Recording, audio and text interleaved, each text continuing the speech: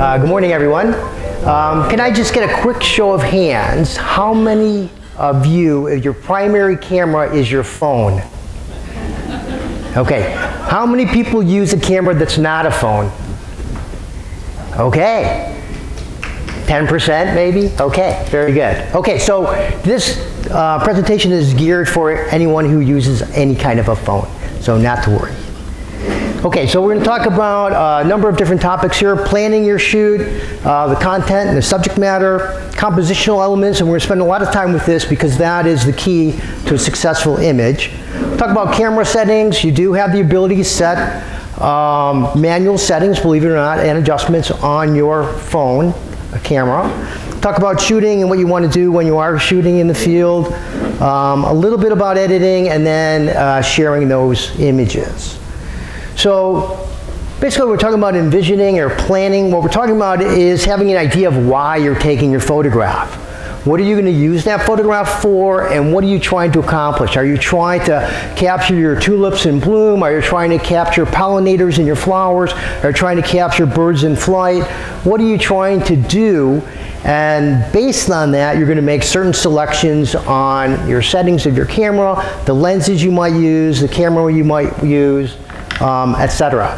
So you plan your approach based on what you want to accomplish, and then of course you're going to revisit that. Go ahead. Keep talking. Okay, you're going to revise that based on the conditions you have. If you're a travel photographer, quite often you end up in a place where it's midday, you've got very flat light, non-saturated. It's not going to lend itself to the best photograph. So you're going to revise what you might want to shoot. So if you're shooting wildlife, or people for that matter, you need to understand their habits and their behavior so that you can get a photo maybe of a bird opening its wings, feeding its young, coming into a nest. Maybe you're trying to get butterflies feeding on a flower. The more you understand their habits and behavior, the better you can plan your shot and get that moment. So when you're looking at trying to get close to your subject, which is really what you have to do, especially if you're using your phone, you don't have a telephoto lens unless you have one of these very recent phones that have come out that have a greater telephoto capability. So you're trying to get as close as you can, but as you all know, if you try to take pictures of butterflies, there's several feet, right? As soon as you get closer to them, they fly off. And so how close can you get? Bees, when they're found a great flower like prickly pear to gather their pollen in, they're just drunk in that flower. You can get right up to them. You can practically touch them. You can get them so close because they don't care. They're just so happy to be where they are. For me, I use a long lens. That's how I get my photographs. I can stay farther away. I don't have to get within that stress distance of my subject. Quite often, I'm taking photographs with a 600 millimeter lens. 400 is standard for me, and that gives me that ability to not only get close because of the lens length, but also to blur the background. And we'll talk a little bit about that in a moment. So you have that option also to include or exclude the environment. And when I talk about including the environment, do you want to show where that subject exists? So if you're taking a flower or a patch of flowers, do you want to show them in a meadow with mountains in the background? Or are you going in very close to just show some detail of the petals or the pistil or the stamen or whatever it might be? But basically you don't want to do any harm. When they have a sign at a national park and says stay on the trails, they really mean that. They want you to stay on the trails and not get as close as you possibly can. Oh, it's just me. I'm just going to be the only one doing this. Well, once somebody else sees that you've done that, they're going to do it too. And next thing you know, well, I don't have to explain it to you. People, you're gardeners. You know, you don't want people tromping through your garden. So composition, this is really where it makes all the difference. So you want to be intentional with the photograph you're taking. We can all take a very quick snapshot, but when you look at that later, yeah, is there anything there of real interest? Is it something that draws you in, draws your eye, keep your eye moving within that photograph? When you think of paintings that you like when you go to the museum, there's certain elements within those painting or the way it's arranged that draws you into it. And you want to do the same thing with your photograph. So you're using elements and principles of design, which I do not have time to cover here. If you're interested in that, we can talk about that later. You want to draw attention to your subject in some way or another. Maybe it's through depth of field, maybe it's with framing, maybe it's with color, but you're going to make that subject stand out in some way, either by leading the eye to it or by seeding the background or the foreground. Something is going to make you and draw you to the subject that you want people to notice. So here's some of the things we're going to be talking about. You're the position of the subject within the frame, and there's something called the rule of thirds or the golden spiral. It's a way of placing your subject within that frame that is more aesthetically pleasing to the eye, and I'll have some examples of that. Depth of field is a way of bringing attention to your subject by making it very shallow so that your subject stands out. We're probably all very familiar with wedding photography and that shallow depth of field where the bouquet is the only thing that's in focus, or the ring, or the bride herself, right? It's all the attention is brought on that. And you could do the same thing with your wildlife or your flower photography. So your point of view is, are you just looking at straight on? Do you shoot from underneath? You get up on a bench and shoot down? What can you do that makes it a little more interesting? Framing is a way of, again, drawing attention to your subject by framing it maybe with a branch or a door or a window, which is more for landscapes, less for what we're doing here in the backyard. But it could still work if you like to carry around a branch with you, you know, and just pose it. I actually met a photographer. He had a branch he really liked, and he brought this branch everywhere he went. And he just used it to frame his photographs. And it didn't matter if he was in Greece or somewhere else, it was the same branch. So you can zoom in also. You want to show the eyes of your insect or the pistils of a flower. Your background, normally you want to have that to be distraction free, right? If you get up closer to a background and you try to take a photo there, you'll see all of that detail in the background. It makes it very difficult for you to draw attention to the subject. And so you want to, as much as possible, find a clean background. Quite often, I'll look at photos later and realize I wasn't paying enough attention, and there's a garbage can over there, and there's a tree coming out of somebody's head over there, and there's somebody walking naked over there. And so, you know, these aren't things you want to pay attention if you don't want those elements in your photograph. So you might also look at shapes and patterns and lines, and how do those, again, either that could be your subject, or how does that enhance your attraction or attention to the subject. Natural light, is it from the side, from the back, or from the front? If it's from the back, you're going to get silhouettes. There's ways of overcoming that.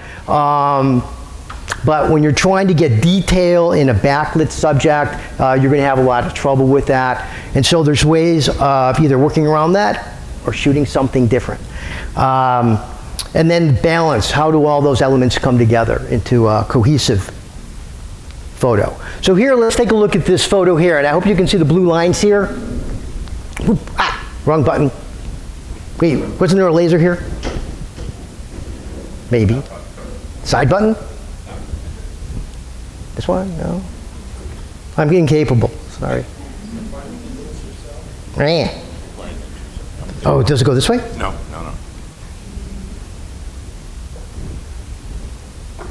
Oh, I'm just not strong enough. Oh, there you go. Okay. There you go. Okay, so here's this blue line here. So the tic-tac-toe portion of this, that is your rule of thirds, basically. And it doesn't have to be exactly in thirds. It can be closer to the center. Quite often, it's not exactly thirds. This is a little narrower. But what you're looking at is these intersections are considered your golden circles. This is where you want to place your subject. It's going to be off-center. And if things are facing, like in this case, it's going up, a nice diagonal here you see from corner to corner, it draws your eye naturally up this direction.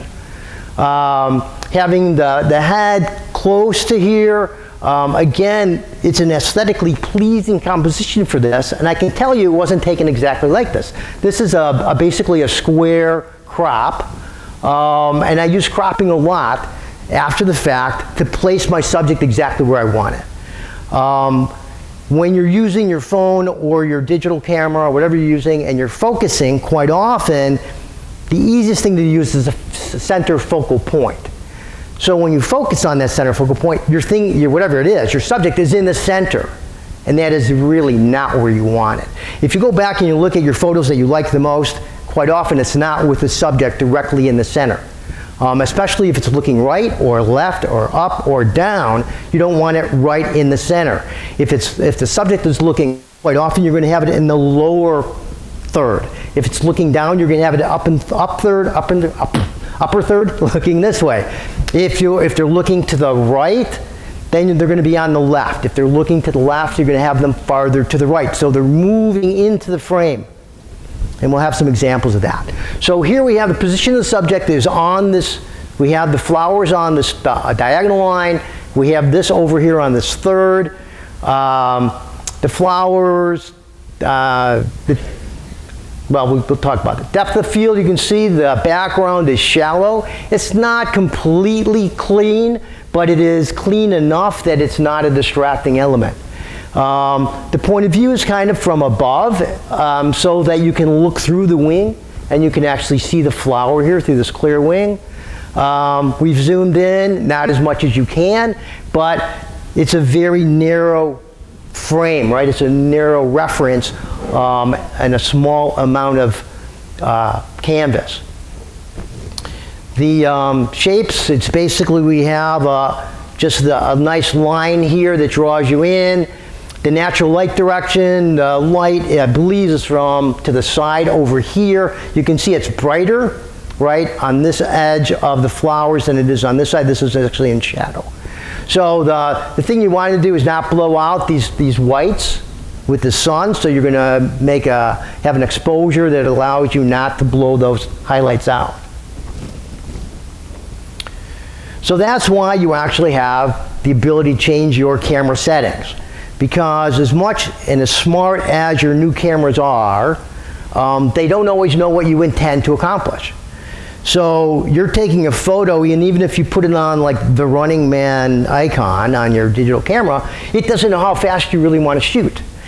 If you put it on portrait, it knows you want to do something shallow, but it doesn't know how shallow. So it doesn't necessarily shoot fast enough or shallow enough or take into account all of the light issues that you might be working with. And so you need to be able to override that. The other thing it doesn't know how to do, unless of course you have face recognition or eye detection or some of these other features now, I'm sure you all have photos where somebody is standing near a tree or behind a tree, and the camera focuses on the tree.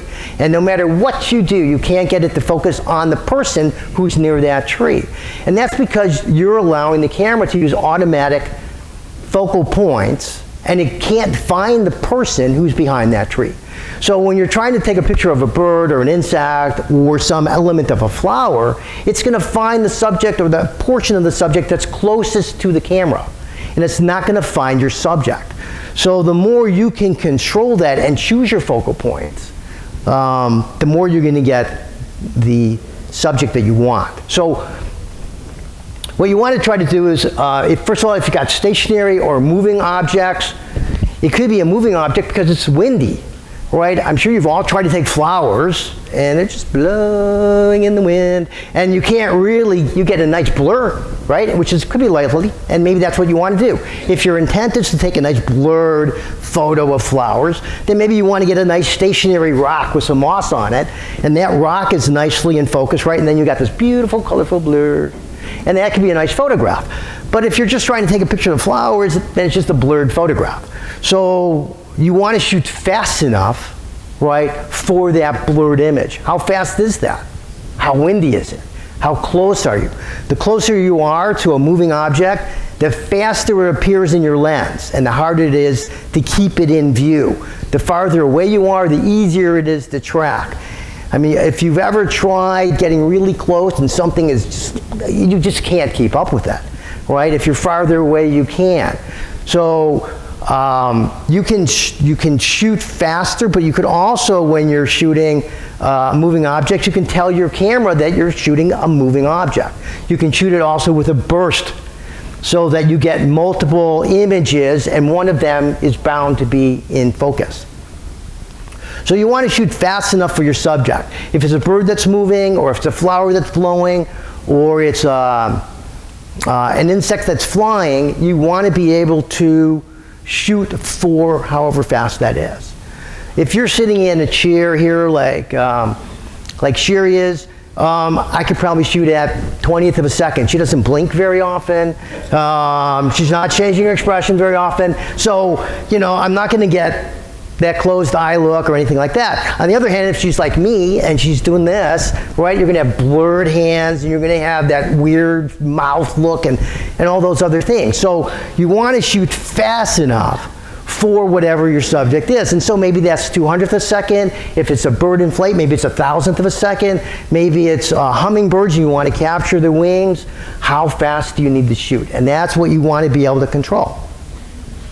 So creating a sharp image, it's not only just shooting fast enough, but it's also getting the focal point in the right place. And so when I'm talking about getting the focal point on your cameras, your phone as well, you can choose a single point of focus, right? And so on a phone, it's just you touch the screen and that's where your focal point is. And you can actually have it, on some of them, to track it. It will automatically track your subject.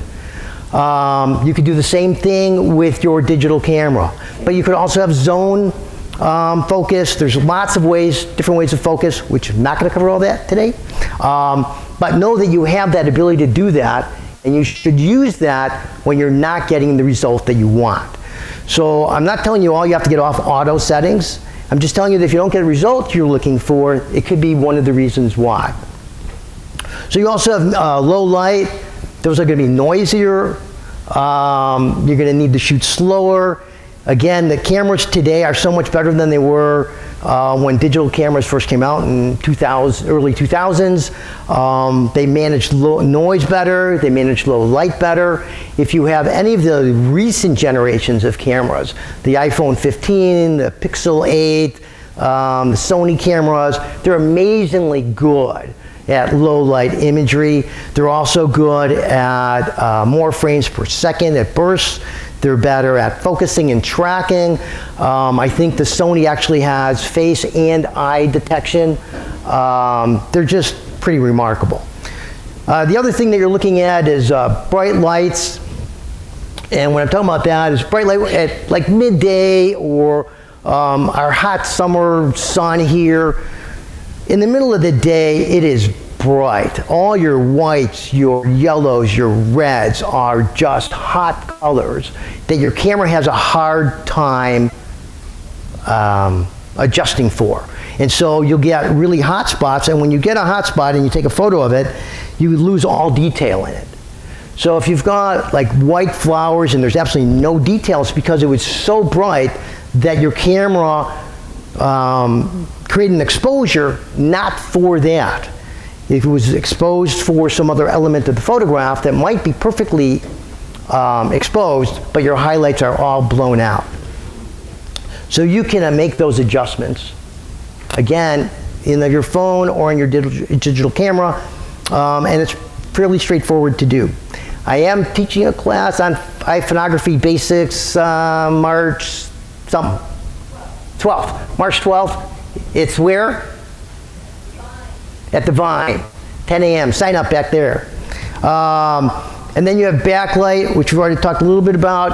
And there's ways that you can actually get a good image or a decent image when it's a backlit subject. So when you're in the field, what you want to do is you want to take a shot and then evaluate it. Don't just assume that, oh, I've set my camera, or I'm just going to use my auto settings, or whatever it might be, that it's going to provide the results that you want. Take a look at that initial image, or whenever you change light situations, going from light to shadow and back out again. you don't know that your camera is going to do what you want it to do.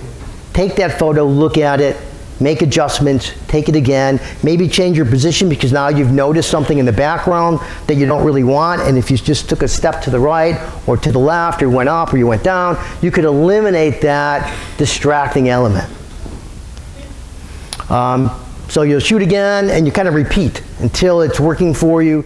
There's plenty of times when I've adjusted my camera, then I'm in a different situation and forgot that I made those adjustments, and then 100 photos later, oh, well, I guess I should have made those changes. So don't be that person. Think about that beforehand. So then you're going to edit that selected image or images and share that image. So here's just a quick example. So here's a hero sparrow in our backyard, 2021. We had that great snow, which really bring birds in. So if you're not feeding birds, you're missing a great opportunity to bring them to your backyard. So here's this hero sparrows coming to feed on some sunflower seeds, but that was with a 600 millimeter lens, and that's how small it is. But if you can get a good image, you're focused on your subject, and you can crop it, you can make some adjustments to it, and you end up with an image that you like. Again, you can see how hot and how bright this yellow is here on the flower, how bright all this is. But this is the crop I liked. I mean, I cropped well into this because I really like the pollen covering on this metallic bee, and you know, that posture and everything else. But this was the original image. Now this is a little more subtle, but I wanted to get rid of this line here for one, and I didn't really need all of these flowers. And you can see this is really right in the center, right? That's a center focus, but I didn't want a center focus, and I just needed a little bit of the Turk's cap, so making those changes. So again, be intentional, design your image, draw attention to your subject, make it stand out. So here, this is, again, just in case you've forgotten in the 5 slides or whatever we had. So here's some examples. So here's a bee, it's on the right, it's facing to the left. I specifically chose this position because I wanted to have this cone flower in the background in the upper left-hand corner. So I just waited for the bee to come. So if you want to take a picture of a bee, don't try to chase a single bee in your garden, okay? That is not going to be fun for you or for the bee. Okay, so right now, for example, there's lots of insects out. They're all confused, but they're out. There's flowers out. It's kind of crazy right now, but that's what you want. You want to go where the bees are. Which sounds like a movie or a song, but that's what you want to do. If there's lots of butterflies, you want to go where those butterflies are. It's much easier to get a photograph when there's lots of butterfly activity than when there's the one butterfly in your garden. So in this case, there was lots of bees pollinating these cone flowers, and so I just had to wait for the one to come to that flower. So again, we're looking at the rule of thirds, and you can see they're just off here, up in the left corner, or up right corner. I do have the flower in the center, but it's a bit of a diagonal, so that makes it a little more interesting. Same here. Diagonals are going to be a little more interesting, even if it's just a little bit of an angle. It's more interesting than a straight up and down. It's more interesting to your eye for whatever reason. Here again, this is about in the third here, flying in. So in this case, I'm not actually focusing on the bee. Could have been, but I knew they were coming into those flowers. So I can focus on the flowers, I can focus a little bit deeper into the flowers, and just get that bee when it's coming in.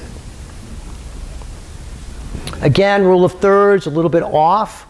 For those of you who know, in Colleyville at the Nature Center there, they have 2 pairs of nesting owls, burrowing owls, barred owls I should say. So if you're interested, fairly soon they should be out and about with their young. It's a great place to go and look for them. So here's again, rule of thirds. When you've got a butterfly, like in this case, with its wings out, you want to have that wing extending into that open space and the body to in this case, to the left. You can see again, rule of thirds, but look at this beautiful distraction-free background. And you can do that because the background is far away and you're using a shallow depth of field with your lens. So you can all blur in backgrounds with whatever camera you have, including your phone camera. With the phone camera, you just have to get really close to your subject, like this close. If you get that close, you can blur the background. And you have some, if you use the portrait mode on your camera, it gives you the ability to actually choose the depth of field. Another very clean background here. The subject was so bright that to expose for that against the darker background meant that I could completely darken that background. And here we're considering this more negative space than just a clean background because there's so much of that space that it exists in. It just exists in an open space, and it really obviously highlights the subject. And again, in this case, I wasn't trying to focus on that wasp in flight. I could see that it was coming in and out of this flower, so I could wait for it to come. Focus on the flower. If it's in the same plane, it's going to be in focus, right? So if it came in at an angle, it would not be in focus. If it came in from behind, it still wouldn't be in focus. So you have to, hopefully, at one point, it will come in on that same plane. So here's some complementary backgrounds, but you can, whoops, go back. In this case here, we've got these nice out of focus color spots. This one we do not, but this one where we have the orange and lavender out of focus spots is very complementary to our subject. Right? It really adds an extra element of interest to the mist flower and the monarch here by having those color spots. Of these three compositions, there's probably one of those that you prefer more than another. I don't know what they are. But compositionally, they all work, but that doesn't mean you don't have a preference. So here again, depth of field, background, rule of thirds, looking at what's your subject and what can you do to make it more interesting. For me, if I can take a flower with a pollinator, it's a lot more interesting than just a flower. Now, I know it's in a garden club, but I know flowers are great. But the pollinators add that additional element that I think is really important. So here I've got this lovely flower, and I love the orange element here, but the bee flying away with that nice soft focus really makes it a successful image. Again, here I'm focusing on the flower, got a bee flying into it. The bee's not in focus, but it doesn't need to be in this case, right? Again, it's just another element that makes it a more interesting photograph. Here we've got a ladybug. Again, what I like about this is that it's kind of working its way up, and I've got this nice arch here that goes out of focus as it gets farther away. So framing is a way that you can use, I talked about a door, a window, tree branch, but here I'm just using flowers as this bee is flying away, framing that bee flying into, well, the abyss, you know. Which makes, again, it helps that bee stand out. It brings your attention to it. And also gives you an element, well, I wonder what flower that is. Anyone? Very, wow. Okay. So here we have a tulip in a field of orange tulips. And so how do you make one single tulip in an orange tulip stand out? So I'm looking and I'm looking, and I found where I can just get this one with just a little dark edge around it, right? So, and it stands out. Again, depth of field and being able to just frame it with just that amount of black makes that one tulip stand out. Here we can frame it. I call it framing with color, but I had seen this this thistle, and I'm like, wow, that's really nice. I liked all that texture of it and the sharp points of it. And there was poppies in the background, so I walked around until I can find a poppy that was right behind it, and that makes that stand out. Right? If I didn't do that, then it would just be, well, it'd just be a poppy. It'd just be what it is. Okay, and here again I have these lilies. Canna lilies, okay. And I'm looking, okay, what would make them stand out? And this is some nice yellow flowers in the background, right? So when you're trying to take photos of your flowers, you're going, how can you make them stand out, right? What can you do to make them more interesting? And I know they're so interesting all by themselves, but you can make them more interesting in a photograph. So here again, I've got this beautiful yellow-green background that when it's out of focus, just highlights these purple flowers that are, anybody know what these are? What? I have no idea what they are. Anyway, I like the color of them. But without that background, it would not be nearly, to me, as successful a photograph. It's the color combination that makes that successful. And of course, we got the flowers going different directions, and we got some complementary blurs as well. So all of that adds to it. Here again, we've got basically white flowers that have a name with a nice bee in that. And that stands out, right? Because it's a green element against that white background. Here again, we've got a great blue heron with all these great egrets. So, and it was kind of a white sky that day. So everything was kind of white and hazy. And then we've got that great blue heron just standing out because it's a different color. For those of you who want to take pictures of like herons, egrets, and terns, May, the first week of May, historically, is very good along Minnow Loop at Grapevine Lake. So Minnow Loop is by Acorn Woods at the end of Dove Loop. It has been good last couple years, anyway. So your point of view, getting close, shooting from below. Again, just something a little bit different to get your attention. Here's some plant material. Some things, just a different way of kind of looking at it. Here's you want to see the veins of a leaf, for example, and then contrasted with that nice blue of the sky. You get that nice edge, and you get these nice veins in here. Close-up of, milkweed, thank you. And then just this, I really like the way this worked out. It's just these wispy things at the end of I think of a yucca. And you've got this nice lavender and then green background out of focus and just little layers of wisps. Just a nice colored leaf, but cropped square and then on a diagonal, making it a little more interesting. Trying to get the little water drops, but I've got these, again, nice circles out of focus, making it a little more interesting. And then on this fern, just a little water drop, and then the nice color complement in the background. So zooming in, get close to your flowers. You know, show some of their shapes, some of their textures, some of the shadows.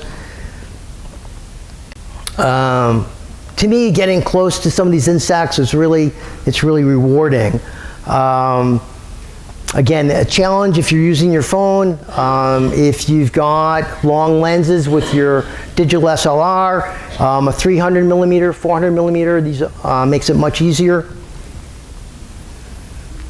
Your hibiscus are great, or the tiger lilies, any of those lilies where they have nice pistils and stamens that are so interesting in themselves. Just focusing in on them makes for some nice compositions.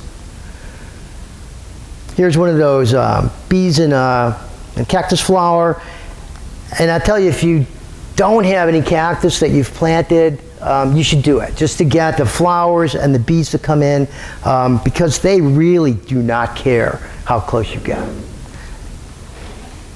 So again, moving into the frame. So again, we have kind of the rule of thirds. If I cut this in thirds, be over on the left side.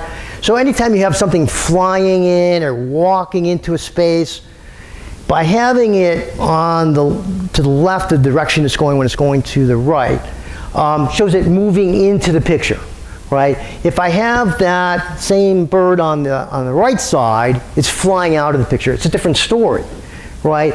It's flying away. You know, it's giving that impression of flying out of your sight. If it's in the middle, you don't know what it's doing. Is it flying away? Is it flying in? It's just in the middle. So you really want to have it stationed somewhere that gives you a more of a story. So in this case, the the turn is moving to the right, but it's looking down. So where should I have more space? Having the space to the right, all of this space to the right, it doesn't feel like it's moving that way, right? It feels like it's moving down. So if I was to re-crop this, maybe I should crop it with more space below it, right? Because that would give you the sense that it's about to dive down. While this is giving you space, well, maybe it's just looking, right? So what's the story that you want to tell? And you can change that story by changing the crop of that bird. So if you're trying to take like a turn in flight, you're going to use a zone setting on your focus. You're going to use a fast shutter speed. It's a white bird, so depending on how sunny it is, you might have to adjust your exposure so that you can blow out the white tones on that bird. So there's adjustments you would make if you're trying to get that kind of a photo. So here again, a great blue heron just about to take off. And I've got a whole series of these as it moves into the sky. So with the lens I had, I didn't have enough space here to add for him to move up into. So would this have been a stronger image if I had more space above for him to fly into? Maybe, probably. I do like that the land in the background, it adds another color element. It's not distracting, I don't think, but it adds a nice color. So here, 2 years, 2020, it was 2021, yeah. May 2021, I think this was, yes. For whatever reason, there was this strange set of conditions that kind of the waves were coming across from the north on the lake in the northeast, and there had been a bit of, yes, we had rains, and so there was some flooding there. And there was so many egrets and so many great blue herons there and all these fish. I mean, I've watched herons and egrets for a long time, and you can watch them for a long time and they don't move. They're waiting for a fish. And here, there were so many fish that every time they put their heads down, they were catching something. And there was times when I had them, they had a head in the water catching a fish, some of them caught two at a time, that there'd be fish jumping behind them. So here's one where he just happened to drop that fish, and I just liked that moment. But again, the egret is facing to the right, so he's on the left. So I mean, that's the lesson there, one of the lessons. Trying to shoot using burst mode so that you get a number of photographs, right? If there's a lot of activity and that bird is, or insect or whatever it might be, is fishing, you want to shoot enough images so you get the moment that you want, right? And you want to start shooting actually before it starts.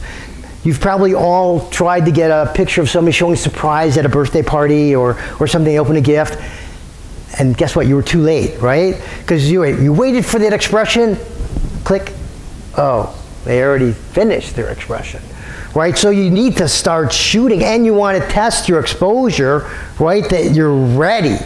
So when they open that box, you're already shooting and you get that decisive moment of emotion. So here you have some, this is at Tulip Point, I think it's called. Is that what's called? Tulip Point, something like that? And Pilot Point, anybody? Pilot Point?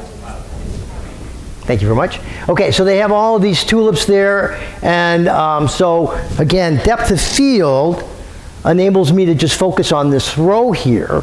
But having her in the background adds that additional element so that it draws your eye back.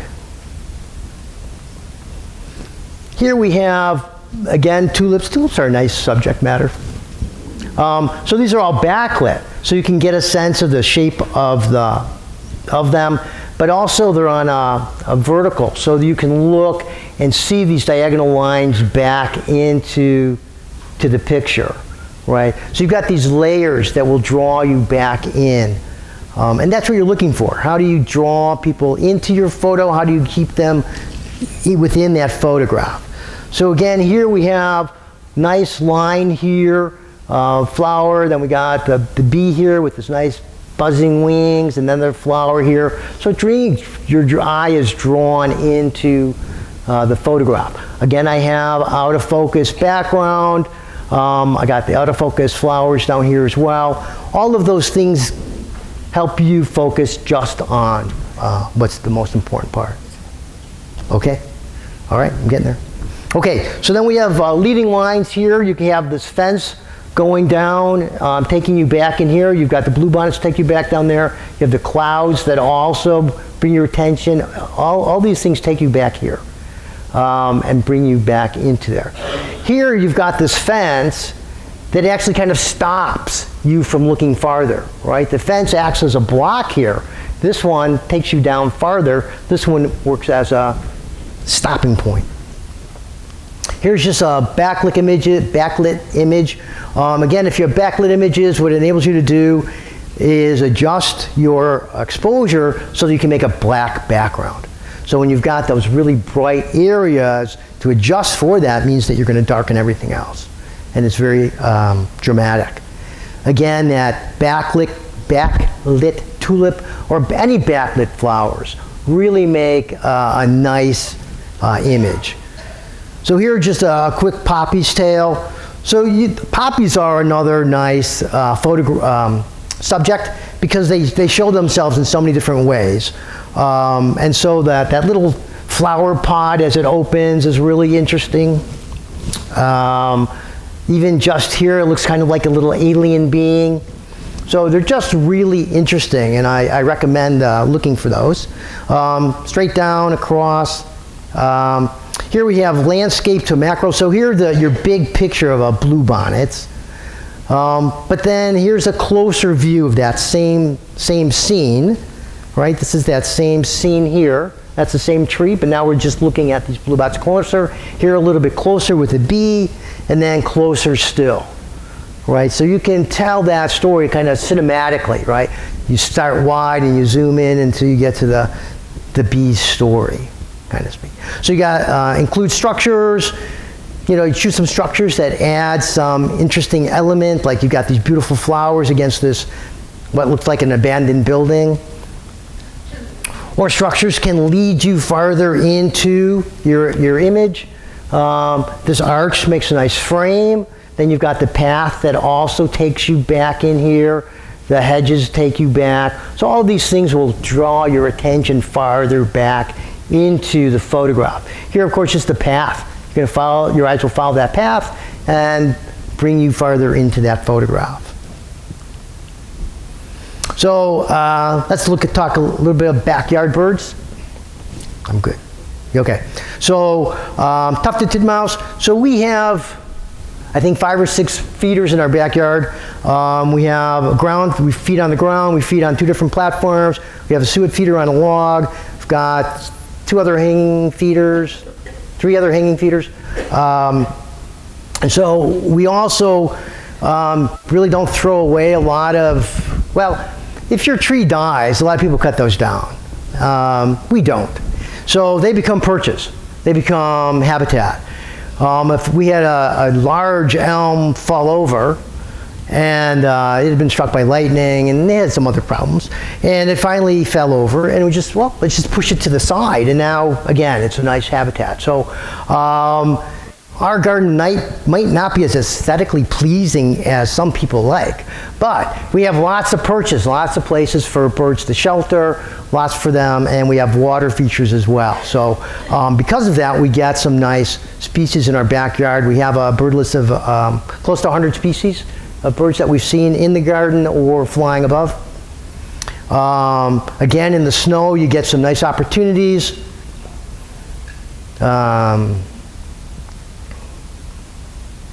Cooper's Hawk, we had a little stream for a while, and they come to the stream, and now it comes to our bird bath. And actually, we had a pair of them last year coming fairly regularly, practically every day. So this is actually on a suet feeder. I know they have the log style suet feeders, and if you substitute instead of a dowel rod, a branch instead, you get a more natural perch, and lots of birds will come to it. This yellow warbler here is actually in a flowering pyrocanthus, famiccanthus, some kind of canthus. Anyway, something with red flowers, salvia, whatever it is. It's a salvia. That's right near a water feature. So if you've got a water feature and you plant bushes and flowering shrubs near there, they will perch there first before they go to the water. So it's a great way to set yourself up and wait for them to go there on their way to the water, and they go to the water more frequently than they go for seed, especially in the summer or a period of long period without any rain. You'll get a lot of birds coming in to bathe, to drink, and it's great. Now most of these photographs were taken through the window. If you think you're going to be able to sit in your garden and get close to your birds, you'll have to be there for many hours before they come back and are comfortable. And then as soon as you pick up your camera, they're going to scatter again. So when we had most activity during the winter of 2021, I actually moved the tables and everything away from our windows in our kitchen and dining room, had my tripod on rollers, and I just roll across from one to the other, as the birds were moving about.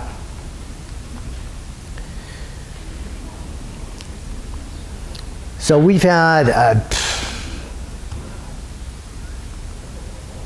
we had a northern flicker last year, the first flicker we've had, brown creeper, we've had red-breasted nuthatch, eastern and spotted towhee, so these are feeding on the ground again. If you're interested in birds coming, feeding them on ground feeders are completely different than those who come to your hanging feeders. But again, you have to be willing to have a messy ground, right? This is not for those who like a formal garden or aesthetically pleasing in all ways. This is not for you. White-winged dove, and we also have mammals. So we're very fortunate. Although we haven't seen raccoons in a while, we used to get them quite regularly. Of course, we have squirrels, as I'm sure most of you do. Everybody's brown rats, nice. Gray fox, a possum, and a bobcat. So just keep looking out the windows, I say. So be ready for the unexpected. Okay, questions?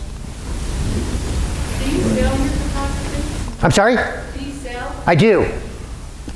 You can either contact me or you can go to my website. My website, it's either brucerosenstiel.com or smallworldphotos.net. Either one will get you there.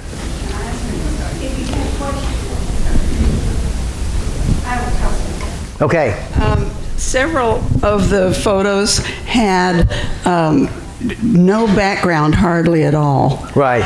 Is there any way besides using depth of field to eliminate or scrub After the fact, yes. And that would be in editing? Editing, correct.